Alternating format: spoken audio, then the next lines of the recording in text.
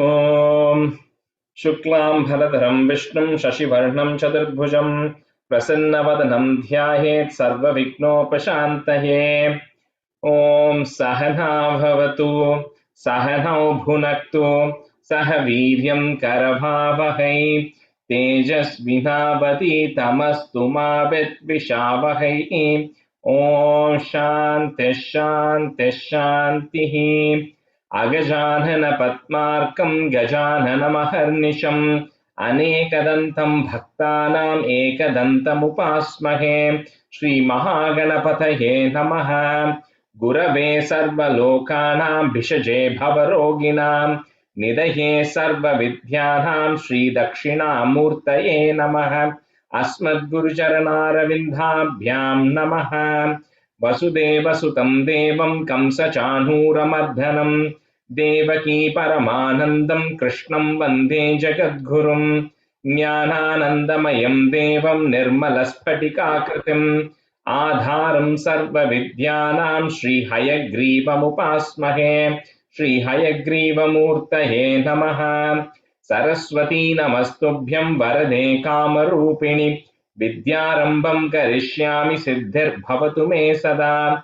श्रीमहासरस्वत्यै नमः।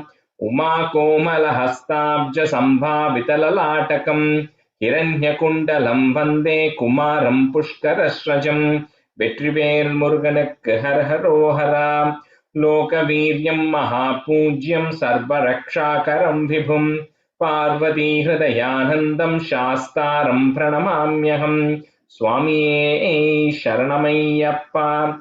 வாகர்த்தாவிவ சம்பிரக்தௌ வாகர்த்த பிரதிபத்தயே ஜகதः பிதரौ வந்தே பார்வதி பரமேஸ்வரौ. ஸ்ரீ பார்வதி பரமேஸ்வராभ्यां நமः.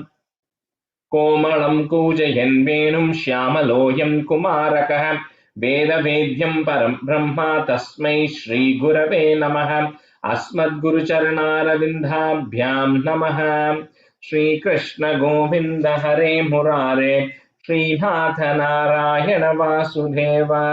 श्रीकृष्ण गोविन्द हरे मुरारे श्रीनाथ नारायण वासुदेव। श्रीकृष्ण गोविन्द हरे मुरारे श्रीनाथ नारायण वासुदेव।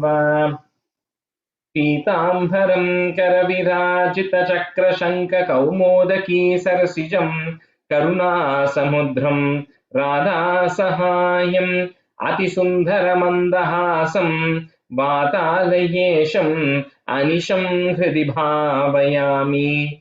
कृष्णो रक्षतु मां चराचर गुरुः कृष्णं नमस्ये सदा। कृष्णेनैव सुरक्षितोऽहमसकृत् कृष्णाय दत्तं मनः।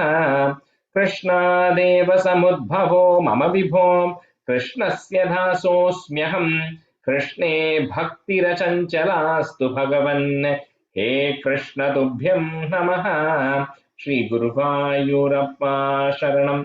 नम्राणां सन्निधत्ते सततमपि पुरस्तैरणभ्यर्थितानपि आर्तान् कामानजस्रं वितरति परमानन्दसान्द्रां गतिं च। इत्थं निःशेषलभ्यो निरवधिकफलः पारिजातो हरे त्वं क्षुद्रं तं शक्रवाटी ध्रुममभिलषति व्यर्थमर्त्यव्रजोऽयम्। श्रीगुरुवायूरप्पा शरणं। श्रीभट्टपादम् अनिशं हृदि भावयामि। वंशी विभूषितकरात् नवनीरदाभात् पीताम्बरात् अरुणबिम्बफलाधरोष्टात् पूर्णेन्दुसुन्दरमुखात् अरविन्दनेत्रात् कृष्णात् परं किमपि तत्त्वमहं न जाने। കൈരണ്ടും കൂപ്പി ഞാൻ വീണ്ടുമീറക്കുന്നു നീരജലോചന നിന്നോടായി. ഏതീനു മന്യനെ കുംഭീരേന്ദാത്തോരു പ്രീതിയിൽ നീ എന്നെ പാലിക്കെന്നായി. കൃഷ്ണ ഹരേ ജയ കൃഷ്ണ ഹരേ ജയ കൃഷ്ണ ഹരേ ജയ കൃഷ്ണ ഹരേ. Hello everyone, welcome to the class. Just see who all are missing. Lavanya, Madhavi, and Geeta are not able to join. Purnima is also missing. Okay. Okay. So today, Sridevi Garu, can you say 15? Sure, FD. And Lakshmi Garu, can you say 15 too? Yes, and And then Shubhadra, you can be a student. And Okay.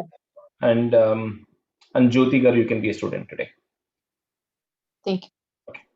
All right. So yeah, any of you can go first, Lakshmi Garu or Sridevi Garu. I will go first. Okay. Dashakam 15, Kapilopadeshah. Matiriha gunasakta bandhakrittoshvasaktat. Kriteshwar. Matiriha gunasakta bandhakrittoshvasaktat. Amrita kridu parundhe bhakti yogastu saktim. Mahadanura Mahadanugamalambhya bhaktirevaatra sadhya Kapilatanuriti-tvam devahutyainagadihi Prakriti mahadaharankarascha matrascha bhutani Api hrudapi dashakshi purushah panchavimshah Iti vidita vibhago muchyate sav prakrutya Kapilatanuriti-tvam devahutyainagadihi प्रकृतिगतगुणौघैः नाज्यते पुरुषोऽयं यदि तु सजति तस्यां तद्गुणास्तं भजेरन् मदनुभजन तत्त्वालोचनैः साप्यपेयात् कपिलतनुरिति-त्वं देवहूत्यै न्यगादीः विमलमतिरुपात्तैः आसनाद्यैर्मदङ्गं गरुडसमधिरूढं दिव्यभूषायुधाङ्कं रुचितुलिततमालं शीलयेतानुवेलं कपिलतनुरिति-त्वं देवहूत्यै न्यगादीः मम गुणगणलीला कर्णनैः कीर्तनाद्यैः मयि सुरसरिदोघप्रख्यच्चित्तानुवृत्तिः भवति परमभक्तिः सा हि मृत्योर्विजेत्री कपिलतनुरिति-त्वं देवहूत्यै न्यगादीः अहः बहुलहिंसा सञ्चितार्थैः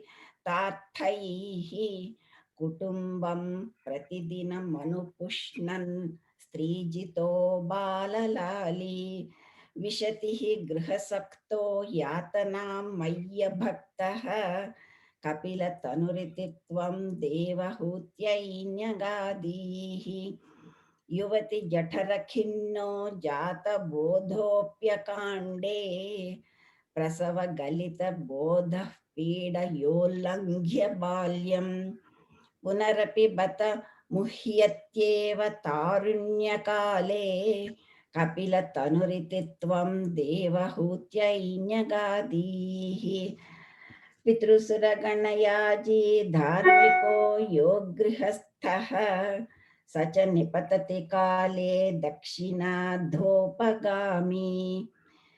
मयि निहितमकामं कर्म तूदक्पथार्थं कपिलतनुरिति-त्वं देवहूत्यै न्यगादीः इति सुविदितवेद्यां देवहे देवहूतिं कृतनितिमनुगृह्य त्वं गतो योगिसङ्घैः विमलमतिरथासौ भक्तियोगेन मुक्ता त्वमपि जनहितार्थं वर्तसे प्रागुदीच्याम् परम किमु बहुक्त्या त्वत्पदाम्भोजभक्तिं सकलभयविनेत्रीं सर्वकामोपनेत्रीं वदसि खलु दृढं त्वं तद्विधूयामयान्मे गुरुपवनपुरेश त्वय्युपाधत् स्वभक्तिम् Very good. Did you use Sanskrit or Telugu? No, I use Sanskrit. So Oh, very nice. Perfect. Yeah. I'm stuttering, but I'm going to stick with Sanskrit. No. Your pronunciation was perfect. That's why I was wanting to check. Patience with me, though. No. That's perfect. Yeah. Okay. Sridevi garu. Okay, sure. I mean, we're not as good as Lakshmi Hari. Okay. Om Sri Krishnaya Parabrahmane Namaha. Matiriha Gunasakta Bandha Kruteshva Sakta Tu Amruta Krudu Parundhe Bhakti Yogastu Saktim Mahadanugama Labhya Bhakti Revatra Sadhya Kapila Tanurutitvam Deva Hutyaina Gadihi Prakriti Mahadahankarascha Matrascha Bhutani Apihrudapi Dasakshi Purushah Panchavimshaha Iti vidita vibhago muchyate sau prakrutya kapila tanurutitvam deva hutyaina gadihi prakrutigata gunaugaihi najyate purushoyam yadi tu sajati tasyam tadgunastam bhajeran madanu bhajana tatva lochanaihi sapyapeyatu. So the lochanaihi, we said it together. So Okay. Madanu Bhajana Tattva Lochanais Sapya Peyat. Madanu bhajana tatva lochanai sapya peyatu kapila tanurutitvam deva hutyaina gadihi vimalamati rupataihi asanadyairmadangam garuda samadhirudham divya bhushayudhankam ruchitulita tamalam shilayetanuvelam kapila tanurutitvam deva hutyaina gadihi मम गुण गण लीला कर्णनैः कीर्तनाद्यैः मयि सुरसरिदोग्र प्रख्य चित्तानुवृत्तिः भवति परम भक्तिः साहि मृत्योर्विजेत्री कपिलतनुरुतित्वं देवहूत्यैन गादीः अहह बहुल हिंसा संचितार्थैः कुटुम्बं प्रतिदिनमनुपुष्णन् स्त्रीजितो बाललाली विशतिः गृहसक्तो यातनामय्य भक्तः कपिलतनुरुतित्वं देवहूत्यैन गादीः युवति जठरखिन्नो जातबोधोऽप्यकाण्डे प्रसवगलितबोधः पीडयोल्लङ्घ्य बाल्यं पुनरपि बत मुह्यत्येव तारुण्यकाले कपिलतनुरुतित्वं देवहूत्यैन गादीः पितृसुरगणयाजी धार्मिको यो गृहस्थः स च निपतति काले दक्षिणाद्वोपगामी मयि निहितमकामं कर्म क्रोधपथार्थं कपिलतनुरुतित्वं देवहूत्यैन गादीः इति सुविदितवेद्यां देवहे देवहूतिं कृतनुतिमनुगृह्यत्वं गतो योगिसङ्घैः विमलमतिरथा सौभक्ति योगेन मुक्ता त्वमपि जनहितार्थं वर्तसे प्रागुदीच्यां परम किमु बहुक्त्या त्वत्पदाम्भोज भक्तिं सकल भय विनेत्रीं सर्वकामोपनेत्रीं वदसि खलु दृढं त्वं तद्विधूय मयान्मे गुरुपवनपुरेश त्वय्युपाधत्स्व भक्तिम्. So just the last stanza, the first three lines is a comma in between each of it. So paramakimu bahuktya tvatpadam bhoja bhakti. So just remember to pause in the middle of the first three lines, each of those three lines. That's all. Okay. Okay, thank you. Very nice, otherwise. Thank you. Okay, so 17, I think we did up to the first four stanzas last time. So I will just chant the first four stanzas and then we'll start with the fifth stanza. Shri Krishnaya Parabrahmane Namaha. Uttanapadanrupater manunandanasya jaya bhabhuva suruchirnitara bhabhishta anya sunitiriti bharturanadrutasa त्वामेव नित्यमगते शरणं गता भूत अंके पितुः सुरुचिपुत्रकमुत्तमं तं दृष्ट्वा ध्रुवः किल सुनीति सुतोऽधिरोक्ष्यन् आचिक्षिपे किल शिशुः सुतरां सुरुच्यां दुःसन्त्यजा खलु भवद्विमुखैरसूयाम् त्वन्मोहिते पितरि पश्यति धारवश्ये दूरं धुरुक्तिनिहतः स गतो निजाम्बाम् सापि स्वकर्मगतिसन्तरणाय पुंसां त्वत्पादमेव शरणं शिशवे शशंस आकर्ण्यसोऽपि भवदर्चननिश्चितात्मा मानी निरेत्य नगरात् किल पञ्चवर्षः सन्दृष्टनारद निवेदितमन्त्रमार्गः त्वामारराध तपसा मधुकाननान्ते. So that's where we stopped last time. So we'll start with stanza 5. ताते विषण्ण हृदये नगरीं गतेन श्रीनारदेन परिसान्त्वितचित्तवृत्तौ बालस्त्वदर्पितमनः क्रमवर्धितेन निह्ये कठोर तपसा किल पंचमासान.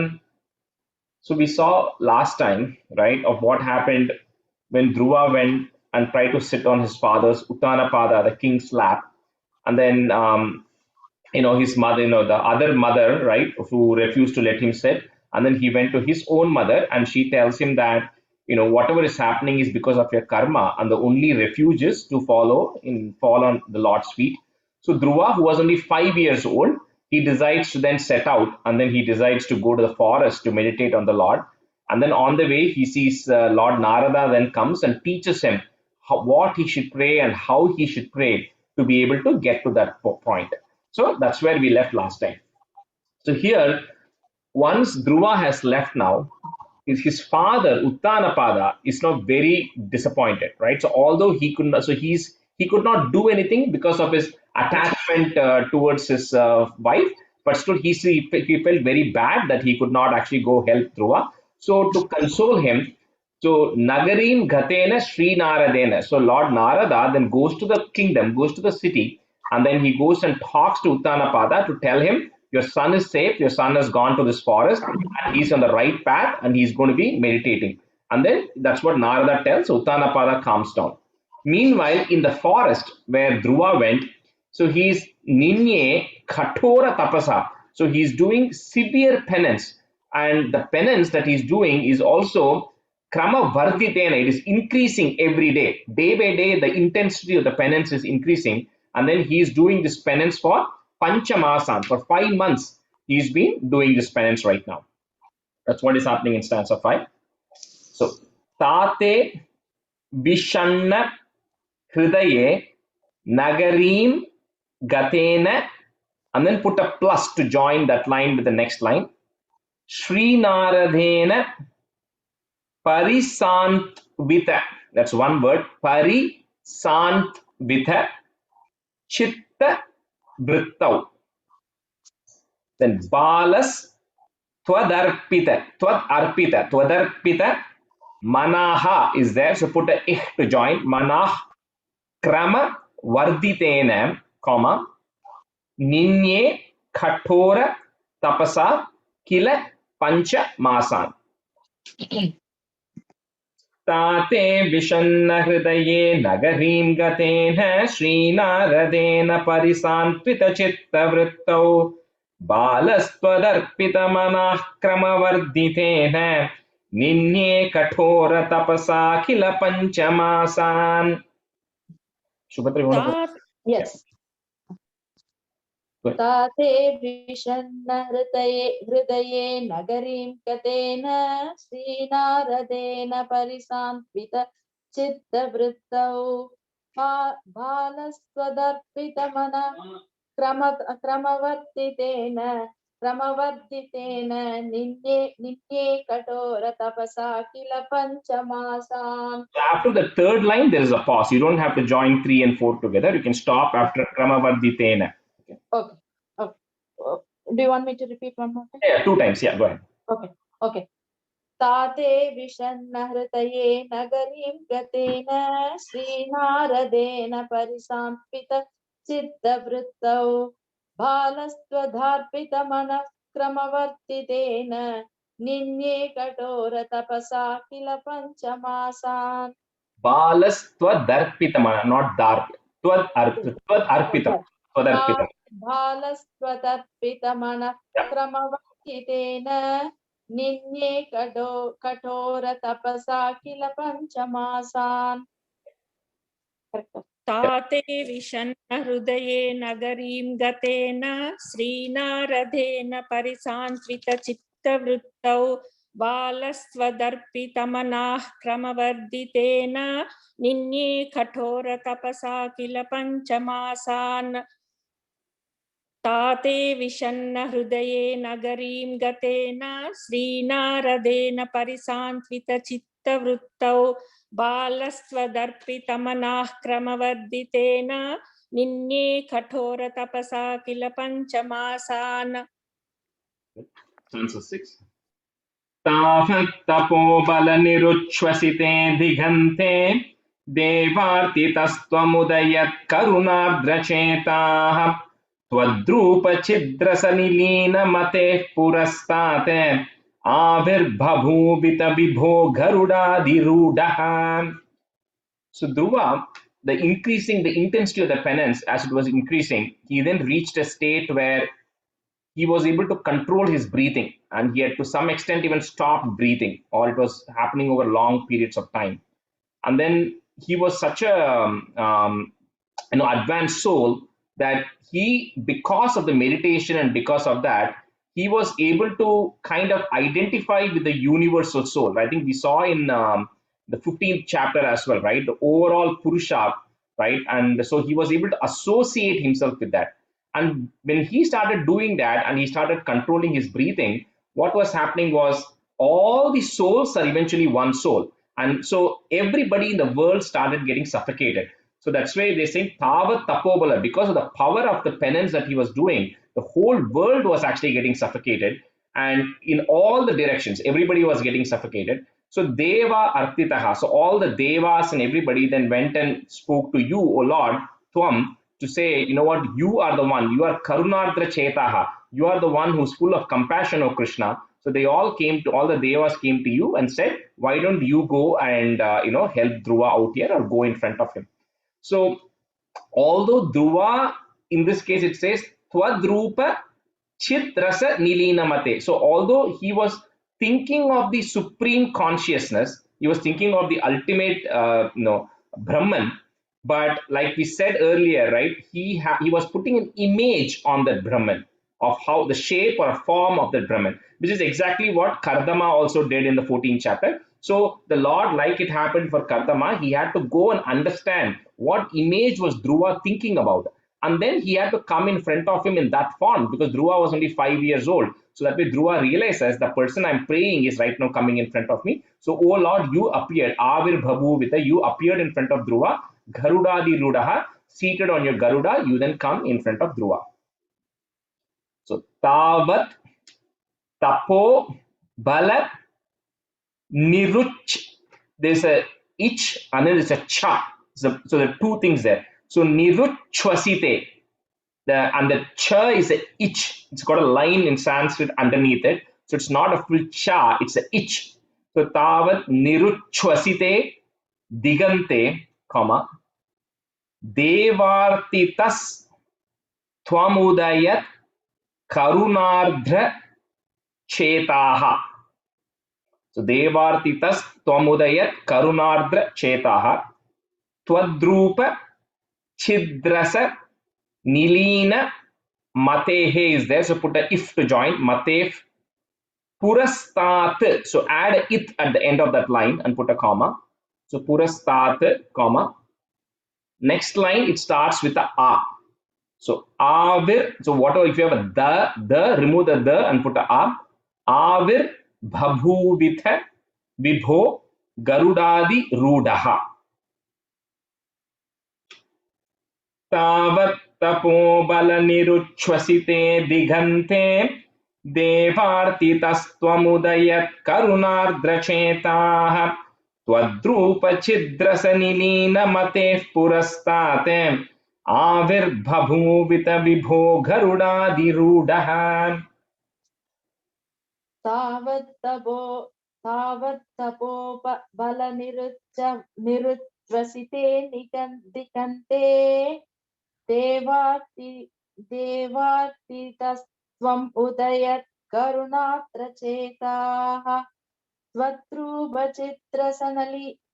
त्वत्रूपचित्रसनिलीन मते पुरस्तात् आविर्बभूवित विभो गरुडाधिरूढ तावत्तपो बलनिरुच्चविसिते तावत्तपो बलनिरुच्वसिते दिगन्ते देवार्तितस्त्वमुदयत् करुणात्र चेताः त्वत्रूपचित्रसनिलीनमदे पुरस्तात् आविर्बभूवित विभो गरुडाधिरूढः तावत्तपो बलनिरुच्वसिते दिगन्ते देवार्तितस्त्वमुदयत् करुणात्र चेताः त्वद्रूपचिद्रसनिलीनमतेः पुरस्तात् आविर्बभूवित विभो गरुडाधिरूढः तावत्तपो बलनिरुच्वसिते दिगन्ते देवार्तितस्त्वमुदयत् करुणाद्र चेताः त्वद्रूपचिद्रसनिलीनमतेः पुरस्तात् आविर्बभूवित विभो गरुडाधिरूढः Stanza 7. त्वद्दर्शन प्रमदभारतरङ्गितं तं दृग्भ्यां निमग्नमिव रूपरसायने ते तुष्टूषमानमवगम्य कपोलदेशे संस्पृष्टवानसिदरेण तथाधरेण. So the Lord now comes in front of Dhruva. Now imagine suddenly you've been meditating for 5 months continuously, and suddenly the Lord comes in front of you. So it's like you won't know what to do. So that's what happened to Dhruva as well, right? So he was just getting overwhelmed, right? So Pramada Bhara, he was filled with so much emotions, and then he was having this feeling of bliss and ecstasy, and he was in such a bliss and ecstasy that he could not talk, he could not open his mouth. And then all he was doing was Te Rupa Rasayanam. So in your form, O Lord, which is like nectar, like Rasayanam, like nectar, his eyes were, he was completely immersed in your form. And because of that, and he wanted he wants to sing your praise, but then he's unable to, because he's completely, is engrossed in that.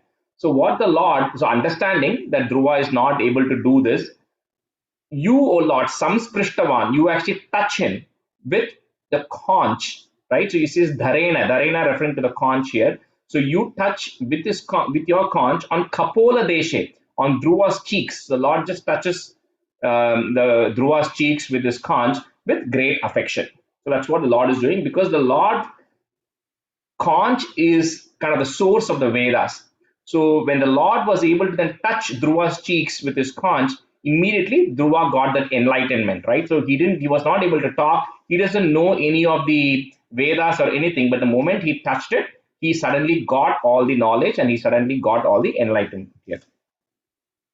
So Twadharshana Pramada Bhara Tarangitam Tam, comma, Dribhyam Nimagnam Iva Rupa Rasayanete Tushtushamanam, and then you can, if you want to break it, it will be Tushtushamanam Avagamya, or you can say it together, Tushtushamanam Avagamya Kapola Deshe, comma, Samsprishtavan Asi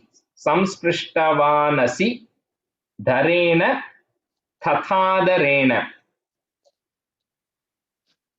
Twadharshana Pramada Bharatarangitam Tam Drigvyam Nimagnamiva Rupa Rasayanete Tushtushamanamagamya Kapola Deshe Samsprishtavanasidarena Tathadarena.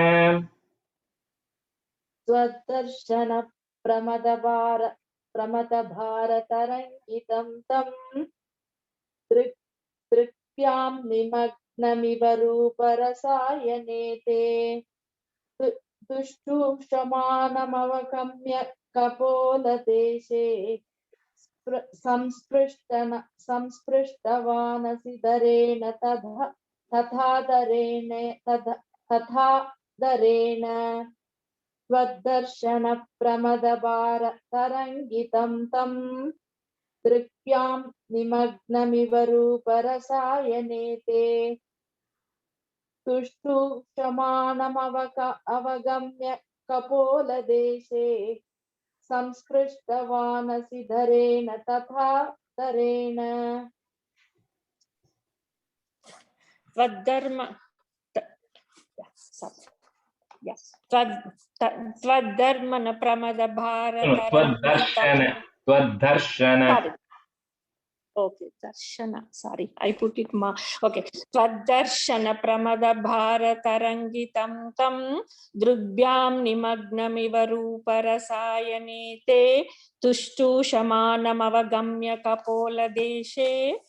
Where is Tansprushtavanasi darena tatha darena twaddarshana pramada bharatarangitam tam drubhyam nimagnamiva ruparasayane te tushtu shamanam avagamya kapola deshe samsprushtavanasi darena tatha darena.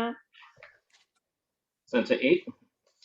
तावत् विबोध विमलं प्रणुवन्तमेनं आभाषतास्त्वमवगम्य तदीयभावं राज्यं चिरं समनुभूय भजस्व भूयः सर्वोत्तरं ध्रुवपदं विनिवृत्तिहीनम्. So Dhruva then, like we said earlier, Vibodha Vimalam. Malam means impure. Bimalam means opposite of impure, which is very pure, completely clean. So because his mind now was completely pure with all the knowledge that he had got, because in the previous one, the Lord touched Dhruva's cheeks with the conch. So Dhruva now started Pranuvantamanam. He started praising the Lord by singing, all the hymns and everything that he now had knowledge of.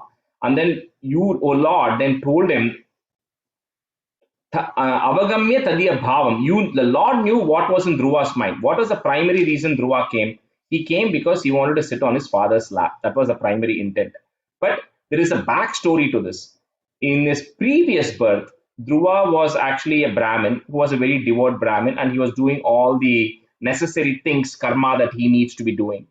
And he was a pretty advanced person in terms of his devotion and everything. But he also wanted to be a prince because he had a friend who was a prince. So that was one of the things that he really wanted. And so knowing his previous life's intent and also his current life's intent, the Lord then says, you know what? Rajyam Chiram. So you're going to enjoy kingship. You're going to enjoy being a king for a long time. And after that is done, you will then attain Sarvottaram Dhruvapadam. You will attain the highest status. And then you will go into this region called as the Dhruva Loka, which is the Dhruva pole star, right? So you will actually go into that region. And from there, there's a point of no return. So essentially, you're going to get liberated. So that's what the Lord comes and tells Dhruva here. So, Tavad Vibodha Vimalam Pranuvantamenam. So put a im at the end of that first line and put a comma. Pranuvantamenam. So the next line, if you have a ma, remove that ma and put a a. So abhashatas tvam avagamya. Abhashatas tvam avagamya or tvam avagamya. Abhashatas tvam avagamya tadiya bhavam. Rajyam chiram samanubhuya bhajasva bhuyaha, comma, sarvottaram dhruva padam vinivritti heenam. Tavat vibodha vimalam pranuvantamehnam abhashatastvama avagamya tadiya bhavam rajyam chiram samanubhuya bhajasva bhuyah sarvottaram dhruvapadam vinivritti heenam. तावत् विबोध विमलं प्रणुवन्तमेनं आभाषदास्त्वम् अवगम्य तदीयभावं राज्यं चिरं समनुभूय भजं स्वभूयः सर्वोत्तरं ध्रुवपदं विनिवृत्तिहीनं तावत् विबोध विमलं प्रणुवन्तमेनम् आभाषदास्त्वम् अवगम्य तदीय भावम् राज्यं चिरं समनुभूय भजं स्वभूयः सर्वोत्तरं ध्रुवपदं विनिवृत्तिहीनम् तावद्विबोधविमलं प्रणुवन्तमेनम् आभाषतास्त्वमवगम्य तदीयभावम् राज्यं चिरं समनुभूय भजस्व भूयः सर्वोत्तरं ध्रुवपदं विनिवृत्तिहीनं तावद्विबोधविमलं प्रणुवन्तमेनम् आभाषतास्त्वमवगम्य तदीयभावं राज्यं चिरं समनुभूय भजस्व भूयः सर्वोत्तरं ध्रुवपदं विनिवृत्तिहीनम् इत्यूचिषि त्वयि गते नृपनन्दनोऽसौ आनन्दिताखिलजनो नगरीमुपेतः रेमे चिरं भवदनुग्रहपूर्णकामः ताते गते च वनमाधृतराज्यभारः. So ityuchihi, iti uchihi. So having said this, right, whatever the Lord said in the previous stanza, Tvai gate, you disappeared, O Krishna, in the form who had come in the form of Vishnu, you disappeared there. And then Dhruva then reaches back his town. So Dhruva now got what he wants, so he comes back to his town. And Anandita Akhila Janaha. So all the people in his town are now extremely happy because they are now seeing Dhruva back after 6 months.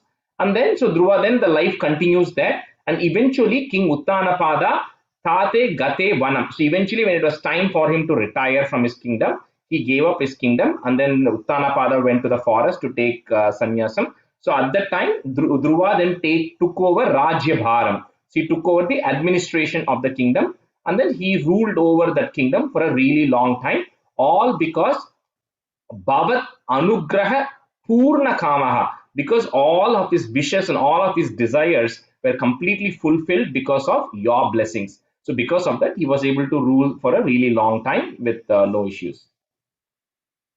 Ityuchishi Tvai Gate Nripanandanosau. So end that line with a sau. If you have a sa or whatever, put a sau there.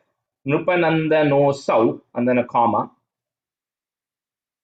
The next line, if you have va, vanandita, change it to anandita. Replace it with a.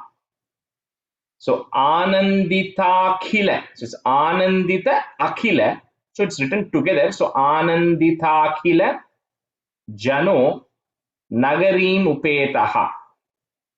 Reme chiram bhavadanugraha purna kamaha. So put a visarga at the end there, kamaha, and then a comma. So the next line, if you have a is in the next fourth line, remove that is out. Tate gate cha vanamadruta rajya bharaha. Ityuchishi tvai gate nripanandanosau आनन्दिताखिलजनो नगरीमुपेतः रेमे चिरं भवदनुग्रहपूर्णकामः ताते गते च वनमाधृतराज्यभारः.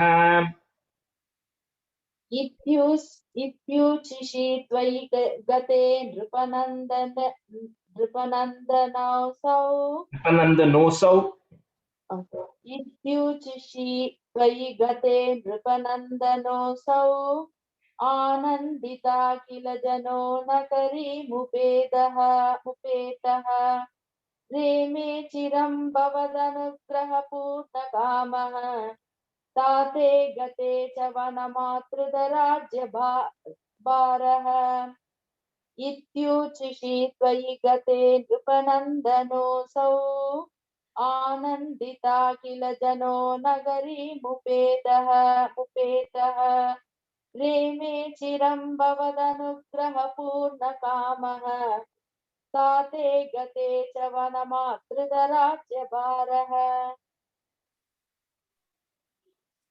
इत्यूचिषित्वै गते नृपनन्दनोऽसौ आनन्दिताखिलजनो नगरीमुपेतः रेमे चिरं भवदनुग्रहपूर्णकामः ताते गते च वनमादृतराज्यभारः इत्यूचिषित्वै गते नृपनन्दनोऽसौ आनन्दिताखिलजनो नगरीमुपेतः रेमे चिरं भवदनुग्रहपूर्णकामः ताते गते च वनमादृतराज्यभारः. Once again. यक्षेन देव निहते पुनरुत्तमेऽस्मिन् यक्षैः स युद्धनिरतो विरतो मनुक्त्या शान्त्या प्रसन्नहृदया धनधादुपेतात् त्वद्भक्तिमेव सुदृढाम् अवृणोन्महात्मा. So at some point in the future, Dhruva's brother Uttama, if you remember him, so he had gone, he didn't get married or anything, and then he had gone to the Himalayas or that region for hunting, and there he got killed by a very powerful yaksha who was living in that region. So, and his mother Suruchi also went looking for him, Uttama, and she also died. No, all those specific details are not mentioned in this, but I'm just giving the context. So Dhruva then goes up to that place, and then he locates that yaksha, and then he gets into a fight with him.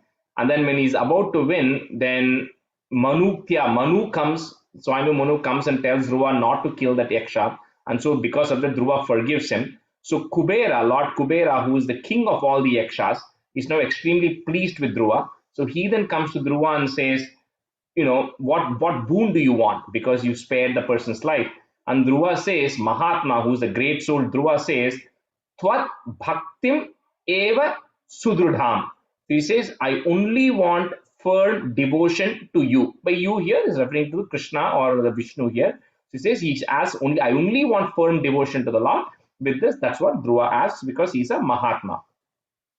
So, yakshena deva nihate punarutthamesmin, comma, yakshaihi is there, so put a is to join. Yakshais sa yuddha nirato birato manuktya shantya prasanna, the double na there, so prasanna hridayad dhanadadu petat, hridayad dhanadad, so it's dhanadad upetat, but you can't split it that way. So prasanna hridayad dhanadadu petat, put it at the end of that line and comma. So in the next line, if you have two haftas, remove one of the haftas. So it starts with Tvad bhaktimeva sudrudham avrunon mahatma.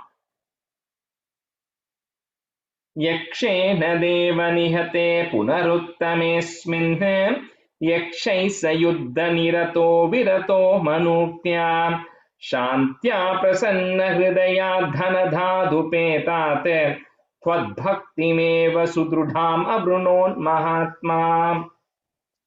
यक्षेन देव निहते पुनरुत्तमेऽस्मिन् यक्षैः स युद्धनिरतो विरतो मनुक्त्या सान्ध्या प्रसन्ना. Subhadra sir, you're breaking up. Can you say the Shantya? Can you say the Shantya line again? It broke up briefly. Sure. Shantya prasanna hridayat dhanadatu petat त्वद्भक्तिमेव सुदृढाम् अवृणोन् महात्मा यक्षेन देव निहते पुनरुत्तमेऽस्मिन् यक्षैः स युद्धनिरतो विरतो मनुक्त्या शान्त्या प्रसन्न हृदयात् धनदादुपेतात् त्वद्भक्तिमेव सुदृढाम् अवृणोन्महात्मा यक्षेण देव निहते पुनरुत्तमेऽस्मिन् यक्षैः सयुद्धनिरतो विरतो मनुक्त्या शान्त्या प्रसन्नहृदया धनदादुपेतात् तद्भक्तिमेव सुदृढामवृणोन्महात्मा. Jyotika, the third line, sir, the third line, Yeah. be careful, it's upetat, not tu. Okay, tat, okay, petat, okay. यक्षेण देव निहते पुनरुत्तमेऽस्मिन् यक्षैः सयुद्धनिरतो विरतो मनुक्त्या शान्त्या प्रसन्नहृदया धनदादुपेतात् त्वद्भक्तिमेव सुदृढामवृणोन्महात्मा. सुदृढामवृणो. Yeah, sudr. Sudruda Mahatma. Yeah, thank you. Stanza 11. Ante bhavat purushanita vimanayato matra samam dhruvapade mudito yamaste evam swabhritya janapalana loladhistvam vatalayadipa mahamayoghan. So in the end, ante, at the end, so Dhruva along with his mother Suniti, so they then go Bhavat Purusha. So your attendants, O Lord, you know, the people who work for you. So they come and then they take him Vimanayato in a celestial car. They take Dhruva along with his mother Matra Samam to Dhruva Phade, to Dhruva Loka, where he's still living happily in this manner. So Bhattacharya then says at the end here, in this manner, you, O Lord, Swabhritya jana palana lola distvam. So you take so much care for your devotees, right? So this Dhruva, five-year-old comes in, he meditates, he prays, and then you come in and then you're helping him out and you give him everything he's asked for and more.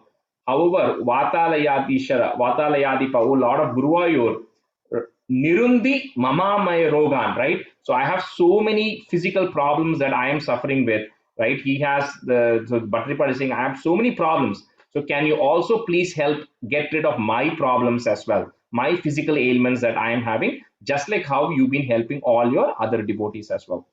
So with this, Bhattacharya ends the Dasakam 17.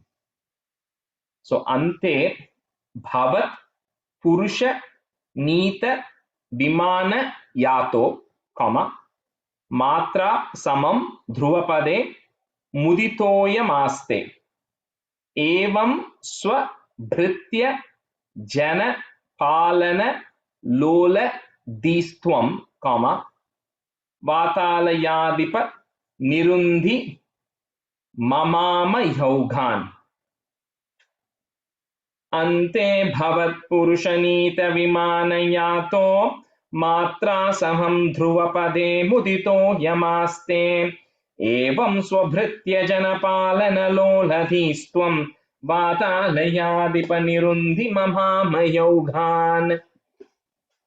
अन्ते भवत् पुरुषनीन विमानयातो मात्रा समं ध्रुवपदे मुदितो यमास्ते एवं सभृत्य जनपालन लोलधीस्त्वं वादालयादि पनिरुत्ति ममामयोगान्. निरुन्ति वादालयादि पनिरुन्ति ममामयोगान्. अन्ते भवत् पुरुषनीत विमानयातो मात्रा समं ध्रुवपदे मुदितो यमास्ते एवं स्वपृत्य जनपालन लोलधीस्त्वं वादालयादि पनिरुन्ति ममामयोगान्.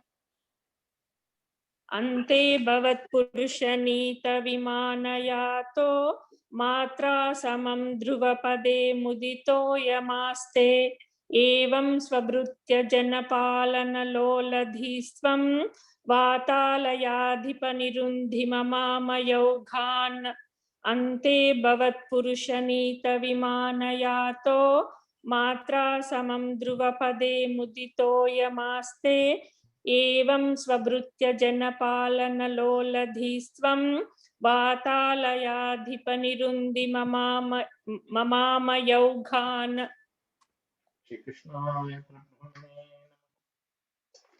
Complete 17. So let's get on to 22 and we'll do a few stanzas on that today. So 22 is also about another devotee called Ajamila.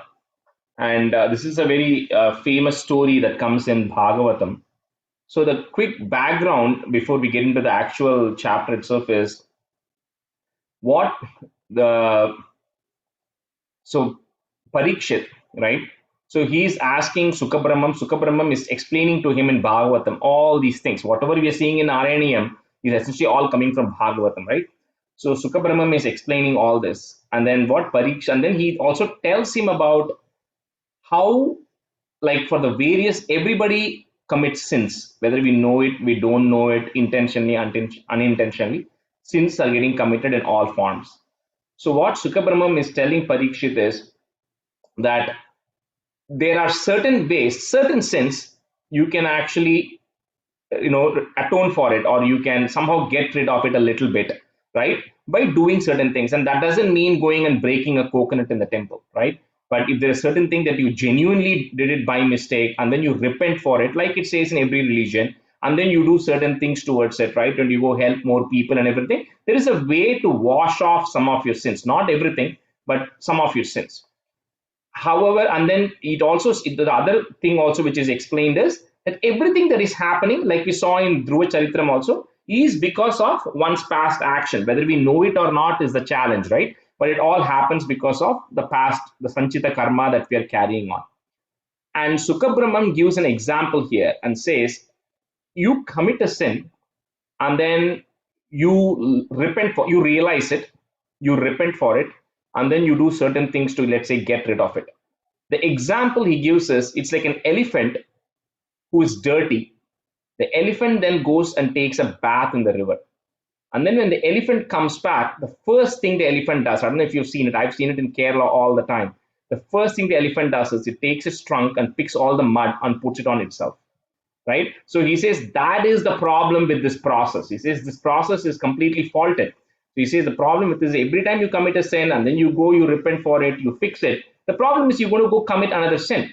So then Parikshit asks, then what is the way out? How do I not get stuck in the cycle of committing a sin, fixing it, committing another sin, and go on, right?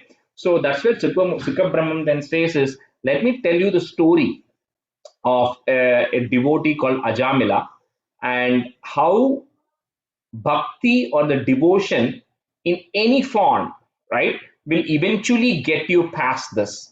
So, and that's how Sukabrahmam then goes on and tells this story of Ajamila and what actually happened to Ajamila and what we learn from that, right? So we'll get started. And this is just like Dhruva Charitram, where Lord came to help Dhruva. In this case, he's going to come and help Ajamila. So the tune for this is very similar to the 17 as well. Ajamilo nama mahisurah pura charan vibho dharma pathan grihashrami guror gira kananametya drishtavan sudhrishta shilam kulatam madhakulam. So this Ajamila, he was a Brahmin. Mahisuraha is referring to a Brahmin, and he was living in this region called as the Kanuj, modern Kanuj, right, in the north of India there. So he was a Brahmin who lived there, and he was also a grihashrami. He was also a householder. So he was married, he had kids. He was born into a Brahmin family where his father was a priest or something. And so he had actually learned all the Vedas and everything from his father. And he was a very strict Brahmin, and he was following all the necessary things and virtuous life. And he was leading a very virtuous life, very devoted person. So one day what happens is his father is also his guru. So at the request of his father, he then goes to the forest one day to go collect some, the twigs and everything that is required for the various homam and the yajna and everything.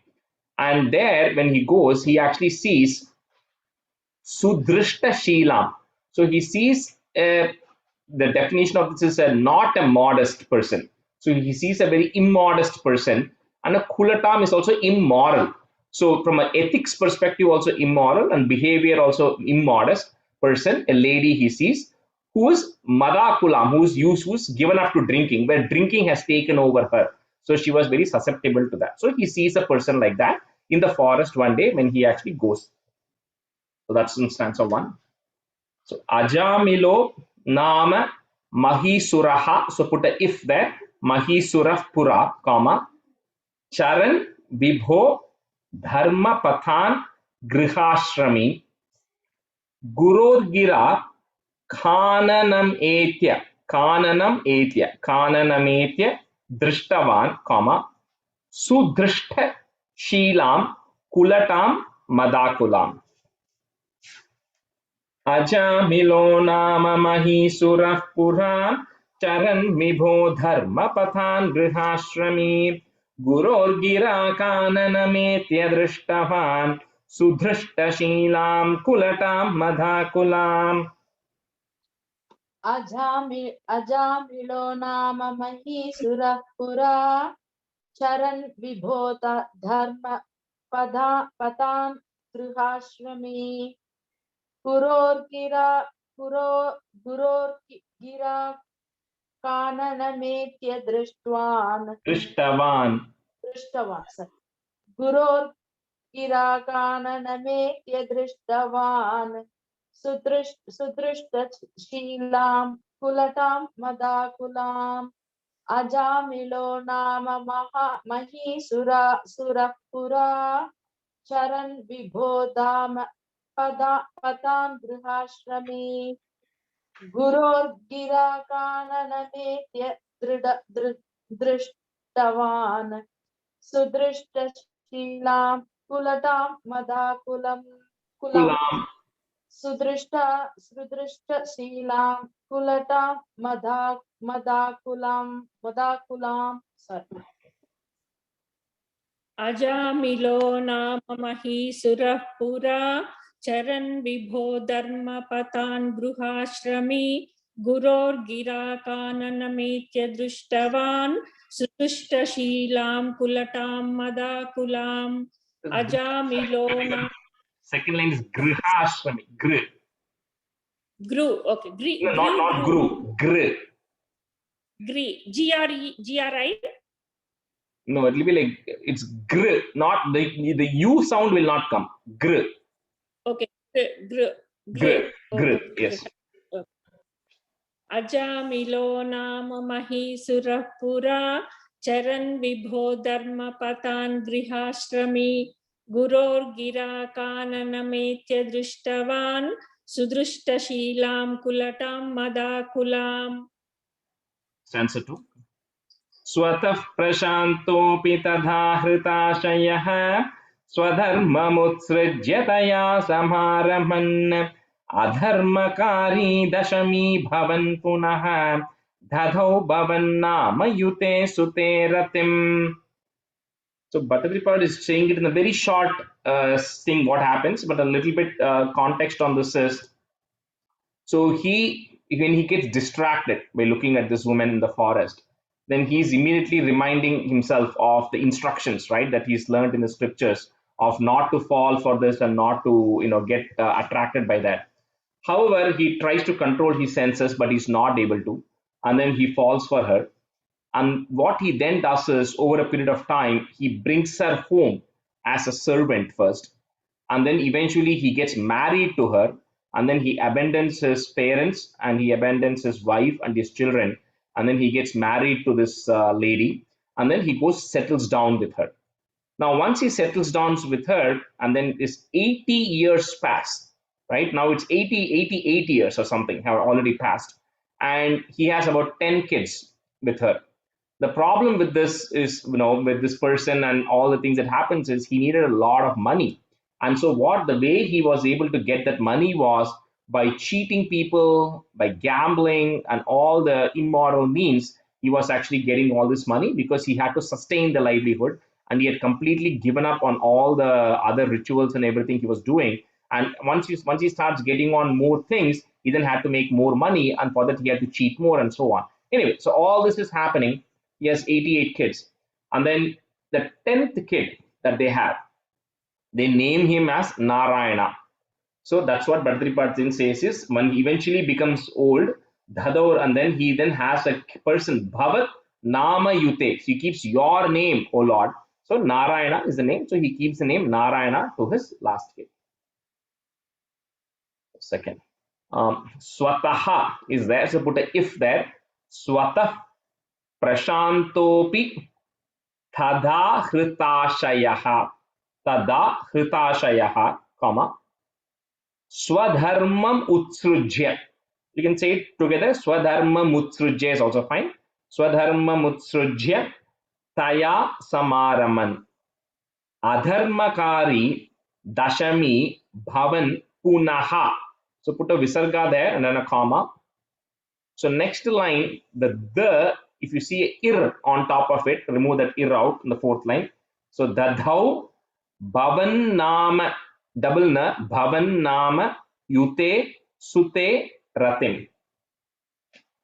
Rajesh, for me this dashamo, dashami. Is it supposed to be dashami? Yeah. Can you change it to dashami? Okay, thank you. Swatah prashantopi tadha hritashayaha swadharmamutsrujya taya samaramhan adharmakari dashami bhavan punaha dadhau bhavan nama yute sute ratim. Swadah prashantopi tata vritasyaha swadharmam utsrujya taya samaraman adharmakari dhasami bhavan punaha dadau bhavan nama yute sute ratim. Swadah prashantopi tada hritasyaha Shayaha. So tada hritashayaha. Swadah prashantopi tada hritasyaha swadharmam utrujya taya samaraman adharmakari dhasami bhavan punaha dadau bhavan nama yute sute ratim. Swatah prashantopi tada hritashayaha swadharmamrutsrujyataya samaraman adharmakari dashami bhavan punaha dadau bhavan nama yute sute ratim. Swatah prashantopi tada hritashayaha swadharmamrutsrujyataya samaraman adharmakari dashami bhavan punaha dadau bhavan nama yute sute ratim. Stanza 3. Samrityukale Yamaraja Kinkaran Bhayankaran Strin Abhilakshayan Bhiya Puramanak Tvatsmriti Vasana Balate Juha Banarayana Namakam Sutam. So this the 10th child Narayana who he had, so that child, at least what it says in Bhagavatam is that child has a broken language. It's not able to converse fluently, and also has very awkward movements. That's kind of what it says. I don't know. We don't know what the problem is, but maybe that was not a normal child. It was maybe a physically challenged or mentally challenged child. So Ajamila was spending a lot of time with that boy, and he always used to like that boy a lot, and then always was saying the name Narayana to call him. So once time passes, so Mrityu Kale, at the time of his death, suddenly all of a sudden it's time for him to die.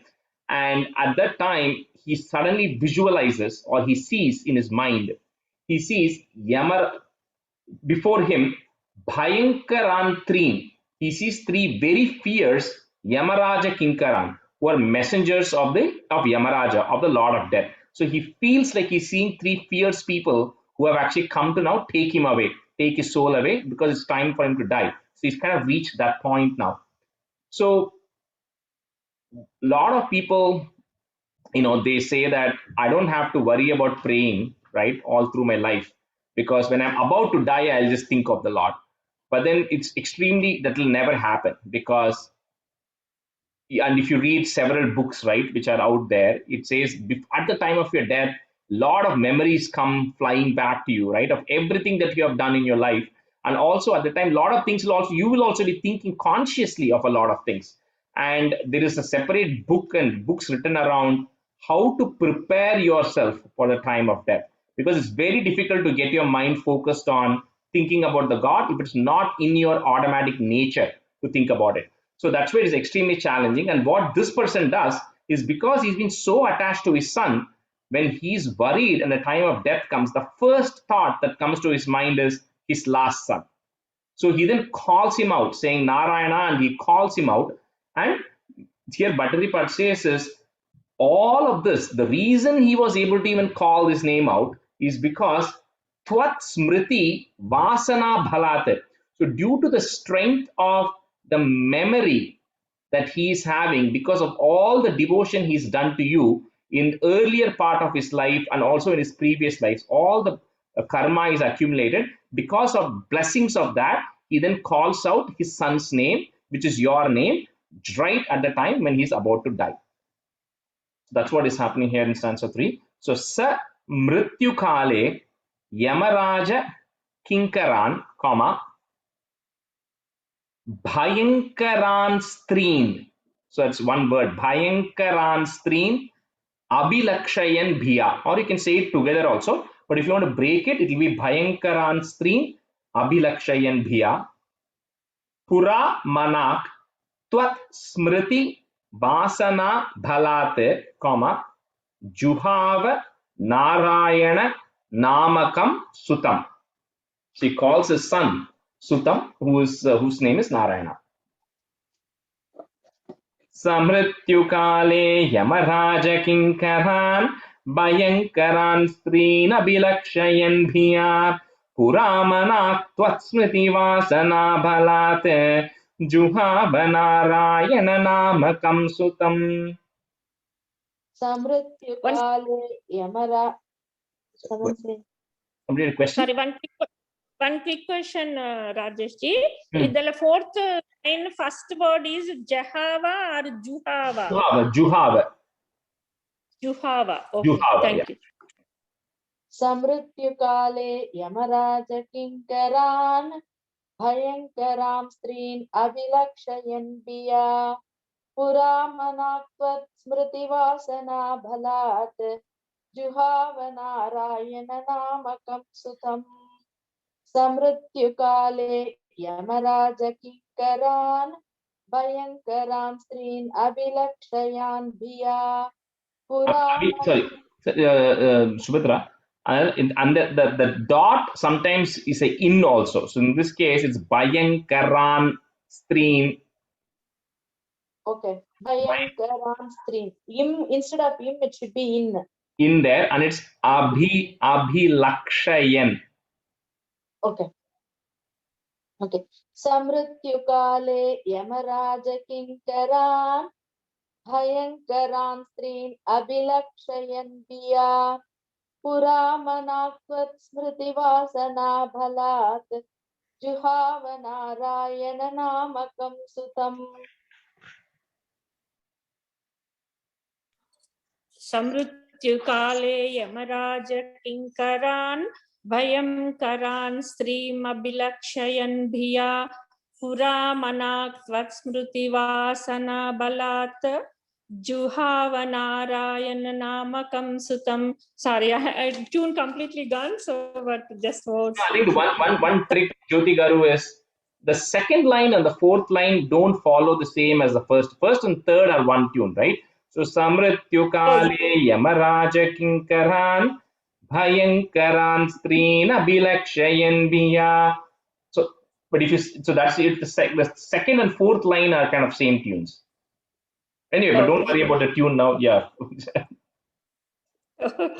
समृत्युकाले Yamraj किङ्करान् भयङ्करान् स्त्रीमभिलक्षयन् धिया पुरा मनाक्त्वस्मृतिवासना बलात् जुहाव नारायण नामकं सुतम्. दुराशयस्यापि तदात्मनिर्गतत्वदीयनामाक्षरमात्रवैभवात् पुरो विपेतुर्भवदीयपार्षदाः चतुर्भुजाः पीतपटा मनोरमाः. So even though he was in the last several years a very evil-minded person, because of Tvadiya, your Nama Akshara Matra Vaibhavat, because of the strength or the glory of the letters in your name, that's what Bhattacharya says, because he used the words Narayana, each of those letters, because of the strength of those names and because of the glory of those letters, in front of him appeared Bhavadiya Parshadaha, your messengers, your emissaries now appeared in front of him, and they were Chatur Bhujaha, so they appeared with 4 arms. Pita Pata, they were wearing yellow garments, and Manoramaha, they had a very lovely appearance. So because of the strength of that, your messengers, O Lord, appeared in front of him. Durasha Yasyapi Tadatva Nirgata, and then put a plus, Nirgata, Tvadiya Namakshara Matra Vaibhavat, Purobi Petur Bhavadiya Parshadaha, comma, Chatur Bhujaha is there, so put a if there, Chatur Bhuja Pitapata Manoramaha. Durashayasyapi tadhatva nirgatattvadhiyanamaksharamatra vaibhavat purobi petur bhavadihya parshadaha chaturbhujah pitapata manoramaha. Manorama or Manohara? So that was another, some books had it as Manohara. So I had actually sent that explanation in previous groups. I'll send it here, I'll find it out. But it's Manoramaha. Manohara is also good. It's also okay, but Manoramaha was the right thing. Okay. So I'll try to find it at the end of this class and resend it. Same thing happened in one of the first classes also. Thank you, sir. Okay. Durashayasyapi tadatva Tadatva.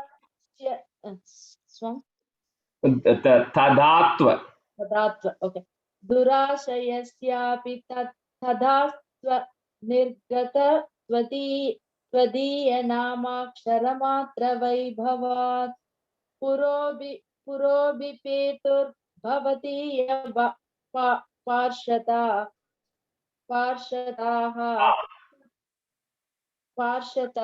right? Yeah, Parshadaha. Chaturbhuja pitapada manoramaha durashayasyapi tadhatva nirgatatvadiya namakshara vaibhavat purobi petur bhavatiya parshadaha chaturbhuja pitapada manoramaha. दुराशयस्यापि तदात्वनिर्गत तद्त्वदीयनामाक्षरमात्रवैभवात् पुरोभिपेतुर्भवदीयपार्षदाः चतुर्भुजाः पीतपटा मनोरमाः दुराशयस्यापि तदात्वनिर्गतत्वदीय नामाक्षरमात्रवैभवात् पुरोभिपेतुर्भवदीयपार्षदाः चतुर्भुजाः पीतपटा मनोरमाः. We'll just do 1 or 2 more and we can stop. Amum cha sampashya vikarshatho bhatan vimunchya detyarurudhur baladami nivaritaste cha bhavajjanaistadha tadiya papam nikhilam nyavedayan.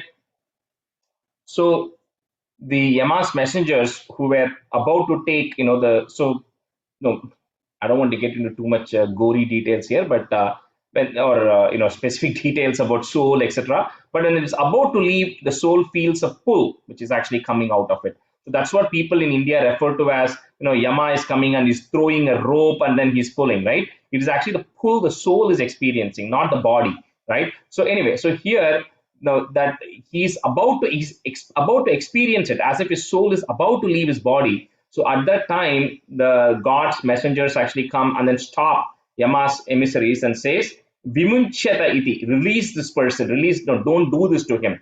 And then they stop him. And when they stop him, and then they ask Yama's messengers, why are you kind of doing this? And then in Bhagavatam, it goes through a lot of dialogue even then. The Yama's messengers ask, who are you? And then the Lord's messengers explain who they are and all that details. And eventually they tell, why are you taking this person? Why are you taking him? Let him not die, no, let him go. So at that point, the Yama's messenger says, okay, let me tell you all the sins that this person has committed. And then they go on and tell all the sins that Ajamila has committed. And Ajamila is hearing, or is at least feeling, all the sins that he has done being said at this point. Right? So that's what is happening here. So Amum cha sampashya bikarshato bhatan, comma, Vimuncha tetya rurudur. So you can't break it because it's Vimuncha teti tetya te iti arurudur. So it's very complicated to split it that way. So you pretty much say it together. Vimuncha tetya rurudur baladami nivaritaste cha bhavat janaistada tadiya papam nikhilam Nyavedayan. So so Nikhilam literally means like pretty much everything. So they're essentially going and telling all the sins that he has committed here. Amum cha sampashya vikarshatho bhatan vimunchyatityaru rudhur baladami nivaritaste cha bhavat janaistadha tadiya papam nikhilam nyavedayan. Amuncha sampashya vikashato bhathan vimunchate tyarurutir balatami nivaritaste cha bhavajjanaistada tadiya papam nikhilam yavedayan. Amuncha sampashya vikarshato bhathan vimuncha tetya rurutir baladami nivaritaste cha bhavajjanaistata tadiya papam nikhilam yavedayan. Amuncha sampashya vikarshato bhatan vimunchate tyarudurbaladami nivaritaste cha bhavajjanaistada tadiya papam nikhilam nyavedayan. Amuncha sampashya vikarshato bhatan vimunchate tyarudurbaladami nivaritaste cha bhavajjanaistada tadiya papam nikhilam nyavedayan. Nyavedayan. Let's just do one more, and then a couple of minutes, and then we'll stop it. Bhavantu papani katam tu nishkrite krite pibho dhandanamasti panditaha na nishkrite kim vidita bhavadrisham iti prabho tvat purusha bhabhashire. So iti prabho, thus O Lord, tvat purusha, your messengers, bhabhashire, they spoke or they said. So what they're saying is Panditaha. So they are referring to Yama's messengers as Panditaha because Yama is not a bad person, right? So he has his duties to do. So and all his people, everybody has assigned duties. So they're just following their duties. So here this messenger is saying, oh Panditaha, you are all learned people. You all know how this thing works, right? So let there be sins. Bhavantu papani. Let this person have committed sins. No worries. But how can this person still get punishments, right? If Nishkrite, when if they've actually atoned for it, and what they did, we'll cover later in the next class. But they're saying that if this person has already, fixed those sins, he's already, got away from those sins, how can he still get punishments? So is this logic? Na nishkriti kim vidita. Don't you all, you being learned, don't you all know that such a logic is there? How can you still come and take away this person at this point and try to give him punishment? Because remember, when all the karmas that have happened, you are going to pay for it eventually in your next birth.